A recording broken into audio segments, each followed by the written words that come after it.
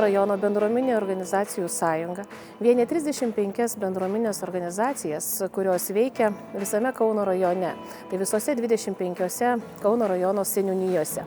Sąjungos pagrindinė veikla yra atstovauti savo narius, tiek ir su nevyriausybinėm organizacijom, tiek su savivaldos atstovais, tiek su politikais. Mes aktyviai dalyvaujame narių veikloje, juos kuruojame ir jungiame bendroms veikloms. Šiuo metu sąjungoje yra 35 nariai, vietos bendruomeninės organizacijos, kurios veikia 25 Kauno rajono seniūnijose. Kiekvienoje bendruomeninėje organizacijoje yra nuo 30 iki netgi kelių šimtų aktyvių žmonių, kuriems nėra tas pats, kas vyksta jų vietos gyvenvietėje, kas vyksta su jų šeima, kaimynais ir toje aplinkoje, kurie gyvena.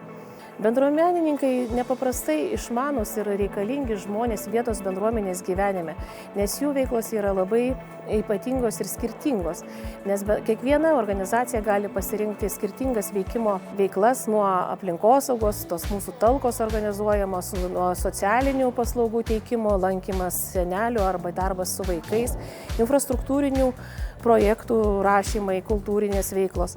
Tai visa tai, ką daro bendruomenininkai. Šitą kuruoja ir Kauno rajono bendruomeninių organizacijų sąjunga.